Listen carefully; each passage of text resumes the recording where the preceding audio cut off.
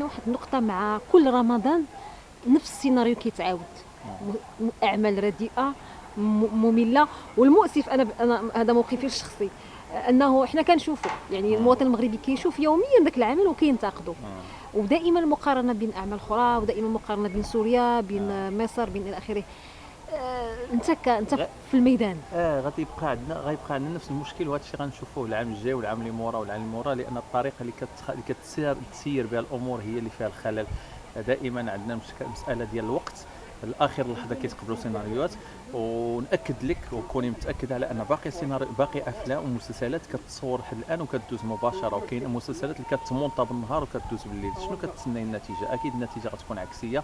هذا الخلل كيرجع للناس القيمين على هذا الميدان الميدان هذا باقي ما جلسوش وداروا واحد الوقفه، وحنا لا ما بغيناش. ما حنا شكون اللي قال انا بغيت نعرف هذا السيد هذا ولا هذه السيده اللي فتات بلي ان رمضان كيرتبط بالفكاهه. صافي. نوقفوا واحد العام ونديروا وقفه ولا سنتين ونقولوا شنو خصنا وشنو بغى الناس في رمضان، وناخذوا الامور بالمنطق ديالها. يكون عندنا متسع من الوقت، كل لجنه حقيقيه اللي تاخذ المشاريع وتدرسهم بكل تأني وتشوف واش كيناسب واحد الشهر هذا، ونديروا الوقت باش تصور.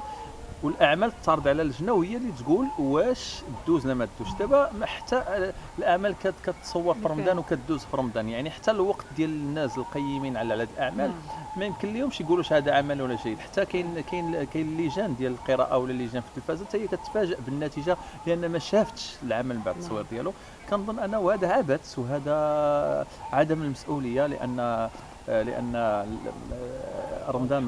رمضان ديال العباده، ورمضان ديال التقرب الى الله، والرمضان ديال الانسان يتصالح مع نفسه، يتصالح مع الذات ديالو، يتصالح مع الاقربين ديالو، ماشي بالضروره كل فكاهه. عندنا طقوس. انا لا يعقل ان 11 سنه وحنا جالسين كيجي شهر واحد اللي هو كلشي كيبغي يخدم. كلشي كيبغي يخدم، والضغط كيولد انفجار، كلشي، ومن بعد كنشوفوا النتيجه. النتيجه.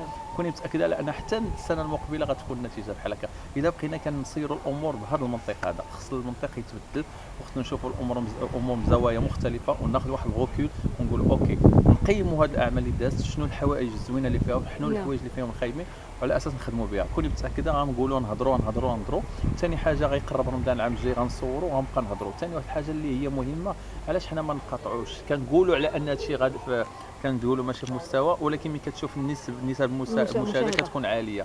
دونك الرفض ملي كيقول لك انتم كتقولوا، ولكن ها الناس كتشوف باللي ان كل شيء عاجبها الحال. دونك حتى حنا كمواطنين كمشاهدين من عندنا الحق اننا نرفضوا ذاك العمل ونرفضوا ذاك المنتوج ونقولوا لا ونقاطعوا. علاش لا؟